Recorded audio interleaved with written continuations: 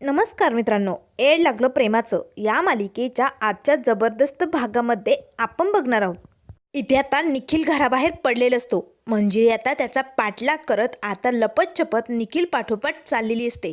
तेव्हा ती मनाशीच म्हणू लागते, आज काही करून मला निखिलचं सत्य बाहेर काढायचंय. फक्त निखिलचंच नाही तर या प्लॅनिंग मागे नक्की कोण मास्टर माइंड आहे याचं सत्य मी शोधून काढणार. नक्की कुणाला मी आणि रायाने दूर व्हावं असं वाटतंय हे मला बघायचंच आहे. असे म्हणत आता लपत-छपत मंजिरी निखिलचा पाठलाग करत असते. निखिलही जरा घाबरल्यासारखा मागे पुढे बघत असतो.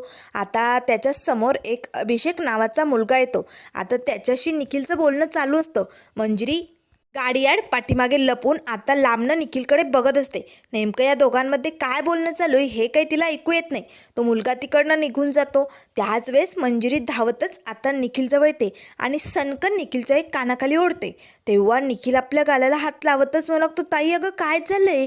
त्याच वेळेस मंजिरी म्हणू लागते, बास ताई म्हणू नको. अरे ताई म्हणतोस ना, बहीण मानतोस ना तू मला, मग हे सगळं असं करताना तुला काहीच वाटत नाही? अरे का माझ्या मुळावर उठलाय? का तुला माझा संसार मोडायचा आहे? मी आणि रायाने वेगळं झाल्यानंतर तुला काय भेटणार आहे सांग ना. तेव्हा निखिल म्हणू लागतो, ताई अगं काय बोलतेस तू? अगं मला असं काहीही नको आहे. मी कशाला तुम्हा दोघांना वेगळं करेल? मी तर तुम्हा दोघांना एकत्र करण्यासाठी हे सगळं करतोय. त्यावर मंजिरी म्हणू लागते, खोटं बोलू नकोस. तू मागे पुढे करत चालला नव्हता. मी पाठलाग करत होती तुझा, मी बघितलंय ना. लपत-छपत येत होता ना तू. त्यावर निखिल म्हणू लागतो, ताई हो मी मागे पुढे करत होतो, पण का तुला माहिती? कारण तू कुठल्या प्रॉब्लेममध्ये अडकली हे मला शोधून काढायचं होतं. मला माहिती होतं तू माझा पाठलाग करत नक्कीच येशील, म्हणून मी असं सगळं नाटक करत होतो गं. आणि आत्ता जो मुलगा आला होता ना, त्याच्याशी माझं काय कनेक्शन आहे हेही मी तुला सांगतो. पण राया दादा आणि तू वेगळं व्हावं असं मला वाटत नाही गं. खरं तर ना हे सगळं तो जय घोरपडे करतोय आणि म्हणूनच राया दादा आणि तुला वेगळं राहावं लागतंय. प्लीज ताई माझ्यावरती विश्वास ठेव. तेव्हा मंजिरी मला लागते, कसा विश्वास ठेवू? अरे सांग ना कसा विश्वास ठेवू? ज्या चिठ्ठ्या तू मला पाठवतोय ते पेपर्स तूच पाठवलेत ना, सांग ना. तेव्हा निखिल मला लागतो, काय चिठ्ठ्या पेपर? कसला पेपर? कसल्या चिठ्ठ्या ताई? अगं काय बोलतेस तू? मला याबद्दल काहीही कल्पना नाही आहे. तेव्हा मंजिरी लागते, नाही मग मी हॉलमध्ये जे पेपर ठेवले होते सही करून, ते पेपर तूच इकडे खिशात घालून घेऊन आला ना. दाखव, तुझ्या खिशात पेपर आहेच ना. तू त्या फाईलजवळ गेला होता ना हॉलमध्ये. त्यावर निखिल म्हणू लागतो, ताई अगं टेबलवरच्या फाईलजवळ मी गेलो होतो, पण मी तिथनं कुठलाही पेपर घेतला नाही. हे बघ माझ्या खिशात चावी आहे. ही चावी मी तिकडनं घेतली आणि सरळ इकडे निघालो. त्यावर लगेच आता मंजिरीला आठवतं की मंजिरीने तुरळक बघितलेलं असतं. निखिलने नक्की पेपर घेतलाय की चावी घेतली हे तिच्याही लक्षात आलेलं नसतं. आता मात्र मंजिरी पुढे आणखीन प्रश्न उभे राहिलेले असतात. निखिलने जर पेपर घेतले नाही तर मग पेपर कोण घेणार आहे? मंजिरी घाबरते. त्याच वेळेस निखिल म्हणू लागतो, ताई अगं कसले पेपर होते? काय झालं? आणि ताई मी तुला सांगतो, हे सगळं ना ते घोरपडेचं काम आहे. कारण तू आणि रायादादाने वेगळं व्हावं हे त्यालाच वाटत असेल ना, दुसरं कशाला कोण करेल? त्यावर मंजिरी म्हणू लागते, नाही नाही, जर निखिल हे सगळं करत नाही तर मग ते पेपर घेणार कोण आहेत? नाही नाही नाही, मला बघावं लागेल. असे म्हणत धावतच मंजिरी आता घरी निघालेली असते. तर इकडे राया आपल्या अड्ड्यावरती आलेलो असतो. अड्ड्यावरती येताच बघतो तर आता डिपिकल डंकी दोघेही बेशुद्ध अवस्थेत खाली पडलेले असतात. राया दोघांनाही उठून बसवतो. दोघांच्याही तोंडावरती पाणी शिंपडतो. पण मात्र दोघांनाही गुंगी आल्यासारखं झालेलं असतं. दोघांना काय करावं काही सुचत नाही. त्यावर लगेच आता राया लागतो, ए डिपिकल डंकी, पोरगी कुठे आहे ती? पोरगी कुठे आणि तुम्हाला काय झालंय? त्यावर डिपिकल आता गुंगीतच म्हणू लागतो, रायभाऊ घोरपडे घोरपडे होता तो. त्यावर लगेच राया लागतो, काय घोरपडे? घोरपडे पोरीला घेऊन गेला का? तेव्हा डिपिकल म्हणू लागतो, हो आम्हाला मारलं, गुंगीचं औषध दिलं आणि पोरीला घेऊन फरार झाला. आता दोघेही पुन्हा खाली पडतात. आता लगेच राया डिपिकलला एका खुर्चीवरती बसवतो आणि डंकीला सोप्यावरती झोपवतो आणि म्हणू लागतो, भावांनो तुमची काळजी घ्या, मी आलोच. असे म्हणत राया तिकडनं निघालेलं असतं. तर त्यानंतर इकडे धावतच मंजिरी आता हॉलमध्ये येते. तिच्या पाठोपाठ निखिलही आलेला असतो. आता ज्या टेबलवरती तिने डिवोर्सचे पेपर ठेवलेले असतात त्या टेबलवरती आता ती सगळीकडे तो पेपर शोधू लागते. पण मंजिरीला ते पेपर्स कुठेही मिळत नाही. आता मंजिरी घाबरलेली असते. निखिल जर नव्हता तो तर मग ब्लॅकमेलर होता कोण आणि तो पेपर घेऊन कसा गेला? याचा अर्थ बरोबर मी निखिलचा पाठलाग करण्यासाठी घराबाहेर पडले आणि तोपर्यंत त्याने ते पेपर घेतले. नाही नाही नाही, आता मी काय करू? कसं हे सगळं शोधून काढू? मला ना काहीच कळत नाही आहे. मी तर त्यावरती रायाची सही पण घेतली.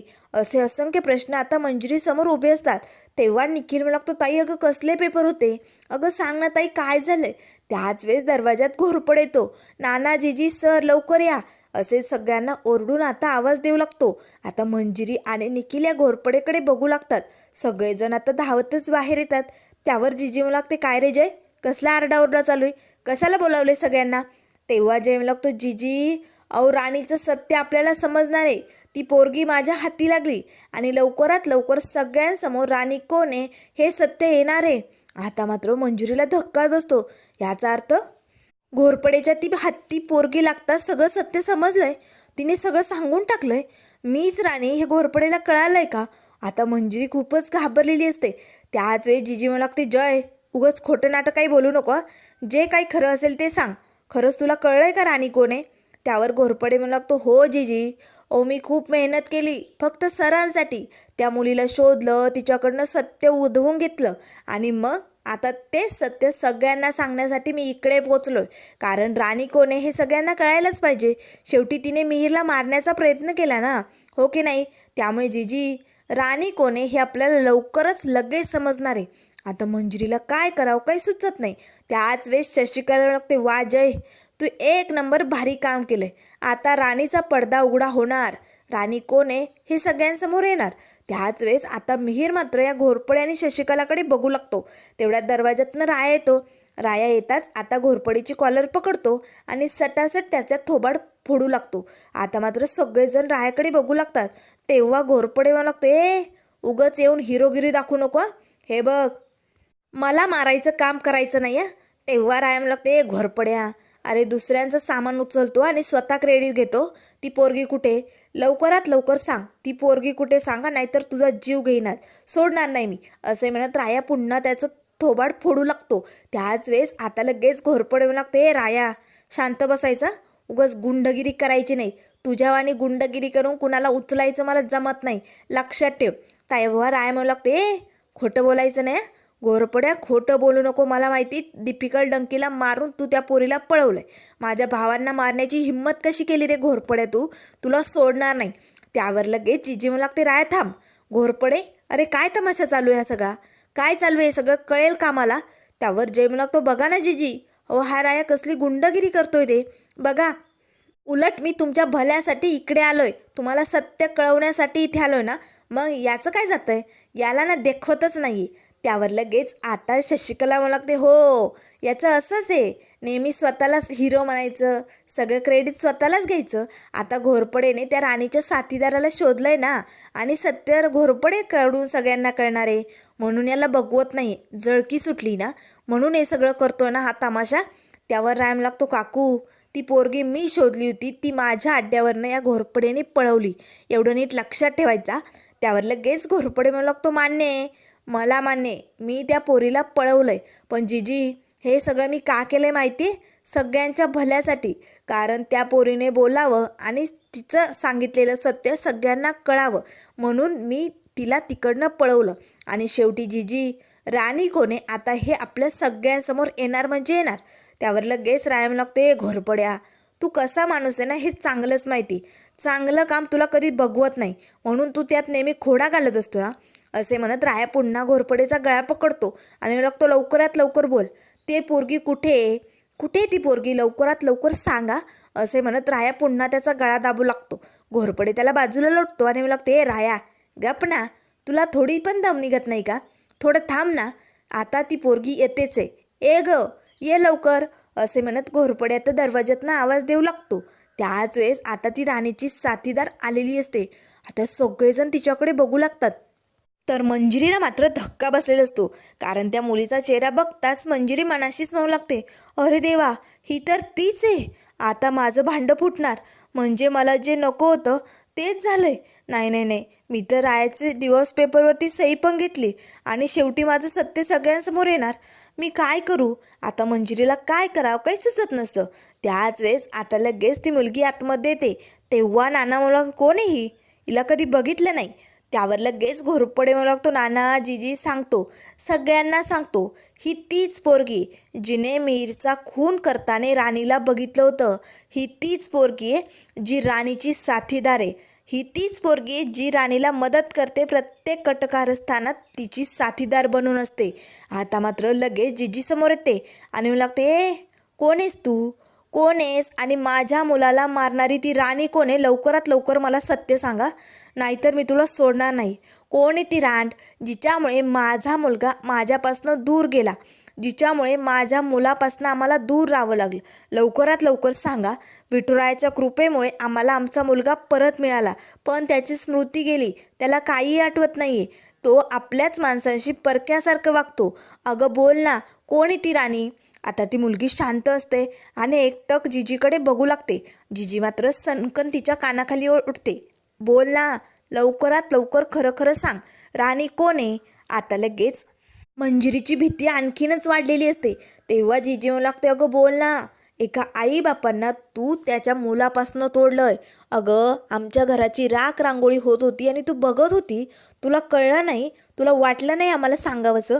बोला, तुझ्यामुळे एका बायकोला आपल्या नवऱ्यापासून दूर राहावं लागलं, एका भावाला आपल्या भावापासून दूर राहावं लागलं. लवकरात लवकर सांगा, तुझी आज सुट्टी नाही आहे, लवकरात लवकर सांग. त्याच वेळेस आता शशिकला येते आणि पटकन त्या मुलीला आपल्या बाजूला ओढते आणि लागते, ए अवदसा कोण आहेस तू, खरं खरं बोला. आता या घोरपडेने तुला एकाच्या 4 गाल केले असतील, 4 कानाखाली ओढले असतील, तेव्हा तू इथे आली, पण मी तुझी चामडी सोलून काढेला, लवकरात लवकर बोल. त्यावर लगेच राया म्हणू लागतो, घोरपड्या तू हिच्यावरती हात उचलले, अरे आई गाई माईची इज्जत करायला कधी शिकणार आहेस तू, अरे मारायचं का तिला. त्यावर लगेच घोरपडे म्हणू लागते, राया मी तुझ्यासारखा नाही आहे, दुसऱ्यांची कीव करणारा. अरे बोलतच नव्हती, प्रेमाने विचारलं, अगं सांग राणी कोण आहे सांग, पण नाही, ऐकायला तयारच नाही. मग काय, एकाचे 4 गाल केले आणि मग लगेच तोंड उघडायला लागली की, म्हणून तिला इकडे घेऊन आलोय. त्यामुळे राया आता तू मध्ये बोलू नको. ए बाई बोल पटापटा, नेमकं ही राणी कोण आहे, हिचं सत्य आम्हाला आज कळायलाच हवं, लवकरात लवकर सांग. त्यावर मी हे समोर येतो आणि मला लागतो, ए मुली कोण आहेस तू आणि ती राणी कोण आहे जिने मला मारलंय, लवकरात लवकर मला त्या राणीचं नाव सांगा, मला ते नाव कळायलाच पाहिजे. त्यावर जीजी मला लागते, बोल ना. अगं आमच्या घरावरती एवढं मोठं दुःख आलंय ते फक्त तुझ्या चुकीमुळे. अगं तू जर आम्हाला आधीच सांगितलं असतं ना, तर ती राणी कोण आहे ते सत्य आम्हाला आधी कळलं असतं, पण तू हे सगळं लपवत होती. त्यावर लगेच आता घोरपडे म्हणू लागतो, बोलतेस की नाही, का पुन्हा तुला तुझं तोंड रंगवायचं आहे. त्यावर ती मुलगी म्हणू लागते, सांगते, मी सगळं काही सांगते. मी त्या राणीला मीरचा खून करताना बघितलं होतं आणि मी तिला तसं बोललेही होते, पण त्या राणीने मला पैसे देऊन माझं तोंड गप्प केलं, म्हणून मी गप्प राहिले. त्यावर लगेच जीजी म्हणू लागते, काय फक्त पैशांसाठी तू तुझं तोंड गप्प ठेवलं. अगं इथे आम्ही आमच्या मुलापासून दूर राहिलो, विठुरायाच्या कृपेने त्याला काही झालं नाही, तो आज जिवंत आहे, पण याचा अर्थ त्या राणीचा गुन्हा माफ होतो असं नाही. त्यामुळे बोल, खरं खरं सांग, तू छोट्याशा एवढ्याशा दमडीसाठी तू आम्हाला एवढं फसवलं, त्या राणीचं सत्य लपवलं, लवकरात लवकर सांगा. त्यावरती मुलगी म्हणू लागते, मला माफ करा, पण माझ्याकडे दुसरा पर्याय नव्हता हो, माझी परिस्थिती खूप बिकट होती, मला पैशांची गरज होती आणि म्हणूनच ती राणी म्हणेल तसं मी ऐकत गेले, पैसे घेतले आणि तिची प्रत्येक कटकारस्थानात मदत करत गेले आणि आज शेवटी मी अडकले हो. त्यावर लगेच आता राया म्हणू लागतो, मग बोल, खरं खरं सांग, ती राणी कोण आहे. त्यावरती मुलगी म्हणू लागते, सांगते, कारण राणी याच घरातली. आता मात्र राणी याच घरातली आहे हे म्हटल्यानंतर मात्र सगळ्यांना धक्काच बसतो. सगळेजण मात्र आता त्या मुलीकडे बघू लागतात. त्याच वेळेस आता घोरपडे म्हणू लागतो, राणी याच घरात. शशिकलालाही धक्का बसलेला असतो. मग लगेच जीजी म्हणू लागते, हो राणी याच घरातली आहे, मग लवकरात लवकर तिचं नाव सांग, कारण ही राणी कोण आहे ना, ही मला बघायचीच आहे. आता मात्र मंजिरी घाबरलेली असते, कारण जीजीला जर माझं सत्य समजलं तर जीजीचा खूप मोठा विश्वासघात केल्यासारखं होणार आहे आणि रायाचाही विश्वास तुटून जाईल. मंजिरीला खूप भीती वाटलेली असते, काय करावं काही सुचत नाही. त्याच वेळेस आता ती मुलगी लगेच मंजिरीकडे बघू लागते. सगळ्यांना धक्काच बसलेला असतो. त्यावर लगेच आता मंजिरी घाबरते, मंजिरीच्या डोळ्यातनं पाणी निघालेलं असतं. तेवढ्यात आता लगेच ती मुलगी मंजिरीजवळ येते आणि रुजिदाकडे बोट करते, हीच आहे ती राणी रुजिदा. आता मात्र मंजिरीला धक्काच बसतो. मंजिरी मनाशीच म्हणू लागते, ही मुलगी खोटं का बोलते, रुजिदाला का राणी म्हणते. त्याच वेळेस आता रुजिदा मात्र घाबरते आणि पटकन पुढे येते. जीजी जीजी मी नाही राणी. अगं तुला वेळ लागले का, अगं काय बोलतेस तू, मी राणी नाही आहे. तेव्हा जीजी आता लगेच रुजिदाजवळ येतात. सनकन आता रुजिदाच्या कानाखाली उडते. तुला लाज नाही वाटली, अगं स्वतःच्या भावालाच मारलं तू. अगं लहानपणापासून एवढं प्रेम दिलं ना तुला, एवढं जीव लावलं, आईची माया दिली आणि तू माझ्याच मुलाला मारलं, तुला काहीच वाटलं नाही. आता मात्र जीजी खूप भडकलेली असते. त्याच वेळेस रुजिदा कळवळीने सांगत असते, नाही जीजी मी नाही मारलं गं, हे बघ राय मी असं नाही केलं. मम्मी तू तरी सांग ना गं, मी कशाला राणी असेल, मी का मिहिरला मारेल. त्याच वेळेस आता मंजिरी पुढे जाणार आणि काय बोलणार. तेच ती मंजिरीची साथीदार जी असते ना, ती मंजिरीचा हात पकडते. आता काही बोलू नको असे तिला खुणावून सांगू लागते. मंजिरी मात्र थबकते. तर इकडे आता मिहिर लगेच रुजिदाजवळ येतो आणि म्हणू लागतो, भाऊ होता ना मी तुझा, अगं एका भावाला मारलं तू, अगं कुठे कमी पडलो, भाऊ म्हणून कुठे कमी पडलं माझं प्रेम, सांग ना, अगं का माझा विश्वासघात केला. आता मात्र रुजिदा म्हणू लागते, नाही रे मिहिर दादा, मी नाही मारलं तुला, मी का बनेल राणी, मी का मारेन, मी असं काहीही केलेलं नाही आहे. पण जीजी मात्र खूपच भडकलेली असते. तू विश्वासघात केला आहे आमचा, तू आमच्याच मुळावरती उठली, तुला सोडणार नाही. त्याच वेळेस आता लगेच दरवाजात टकटक वाजलेला असतो. दरवाजात इन्स्पेक्टर साहेब, कॉन्स्टेबल मॅडम आलेले असतात. आता मात्र लगेच इन्स्पेक्टर साहेब म्हणू लागतात, हे गिरीश सरदेशमुख यांचंच घर आहे ना. तेव्हा लगेच नाना म्हणू लागतात, हो मीच आहे गिरीश सरदेशमुख, पोलिसांना कोणी बोलावलं.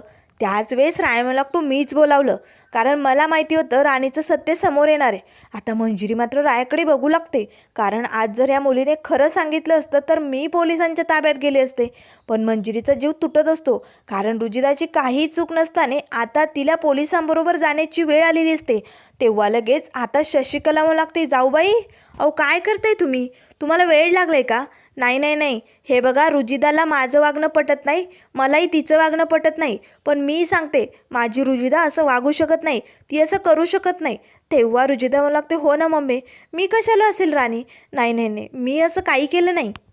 त्यावर लगेच आता शशिकला म्हणू लागते, ए बाई अगं तुला ऐकू येतं की नाही, अगं माझ्या रुजिदाने काही केलं नाही गं, ती कशाला असेल राणी, ही परकी पोरगी खोटं सांगते, तिच्यावरती विश्वास ठेवू नको. त्यावर लगेच आता जीजी म्हणू लागते, इन्स्पेक्टर साहेब हिला आणि हिच्या साथीदारीला घेऊन जा, आम्हाला यांचं तोंडसुद्धा बघायचं नाही, हीच राणी आहे, हिनेच माझ्या मुलाचा खून केला आहे. आता मात्र रुजिदा म्हणू लागते, नाही गं जीजी, अगं मी असं का करेन जीजी, ऐकून घे ना. त्यावर शशिकला मात्र भडकते, ओ इन्स्पेक्टर साहेब माझ्या मुलीला न्यायचं नाही, तिने काही केलं नाही आहे, मला माहिती आहे माझी मुलगी अशी नाहीच आहे. आणि काय गे जीजी, अगं लहानपणापासून अंगा खांद्यावरती खेळवलं ना तू माझ्या मुलीला, अगं माझ्यापेक्षा जास्त माया लावली ना, अगं मग तू तिचा असा विश्वासघात कसा करू शकते. एक परकी पोरगी तुला येऊन काही सांगते आणि तू लगेच तिला पोलिसांच्या ताब्यात देणार नाही. मला माहिती आहे तुम्ही नेहमी ना परक्यांना जवळ करता आणि जवळच्यांना लांब करता, तुझी ही खोडच आहे, मला माहिती आहे ना. त्यावर लगेच रायम लागतो, ए पोरी अजूनही खरं बोला, तू खोटं तर नाव सांगत नाही आहे ना, त्या राणीला वाचवण्यासाठी तर हे सगळं करत नाही आहे ना, जे काय असेल ते खरं खरं सांगा, नाहीतर बघ. त्यावरती मुलगी म्हणू लागते, राया दादा अरे खोटं बोलून त्या राणीचं सत्य लपवून मला काय भेटणार आहे, आता माझं तर भांडं फुटलं आहे ना, मग मी कशाला खोटं बोलेल, हीच राणी, ही रुजिदाच राणी आणि हिनेच मिहिरला मारलं आहे. पण ते का मारलं हे फक्त हिला आणि मिहिरलाच माहिती, पण मिहिरला काही आठवत नाही ना. आता मात्र रुजिदाला काय बोलावं काही सुचत नाही. तेव्हा ती त्या मुलीला म्हणू लागते, वेळ लागला आहे का तुला, मी नाही मारला, मी असं काही केले नाही आहे. पण जीजी पोलिसांना म्हणू लागते, घेऊन जाईला. आता पोलिसांनी लगेच कॉन्स्टेबल मॅडमना रुजिदाला आणि तिच्या साथीदाराला पकडून घेऊन जाण्याची परवानगी दिलेली असते. आता कॉन्स्टेबल मॅडम रुजिदाला पकडतात आणि त्या मुलीलाही ओढतच घेऊन निघालेले असतात. मंजिरी धावतच आता बाहेर अंगणात येते आणि लगेच त्या कॉन्स्टेबल मॅडमचा हात ओढतच म्हणू लागते, नका नका नेऊ तिला, तिने काही केलं नाही हो, थांबा हे सगळं. तेव्हा लगेच ती कॉन्स्टेबल मॅडम हळूच मंजिरीच्या कानात म्हणू लागते, ए मंजिरी तूच राणी हे आम्हाला माहिती आहे, त्यामुळे आता सगळं तुझ्यावर येण्याआधी गप्प बैस, पुढचा डाव पडेपर्यंत गप्प राहायचं, नाहीतर तुला आम्हाला घेऊन जावं लागेल. असे म्हणताच आता मंजिरी गप्प बसते. आता इन्स्पेक्टर साहेब रुजिदा आणि त्या मुलीला घेऊन गेलेले असतात. आता मात्र मंजिरीला काय करावं काही सुचत नाही. तर राया मात्र मिसफायरकडे बघत असतो. तर त्यानंतर मित्रांनो पुढील भागामध्ये आपल्याला बघायला मिळेल आता मात्र मंजिरीच राणी हे सत्य कसं समोर येणार, राया नेमकं काय करणार आणि हे सगळं नाटक या मिहीरचं कसं सगळ्यांसमोर येणार हे आपण लवकरच बघूया. त्यामुळे मित्रांनो अशाच मालिकेंच्या अपडेट पाहण्यासाठी चॅनलला लाईक करा, सबस्क्राईब करा. व्हिडिओ पाहिल्याबद्दल धन्यवाद.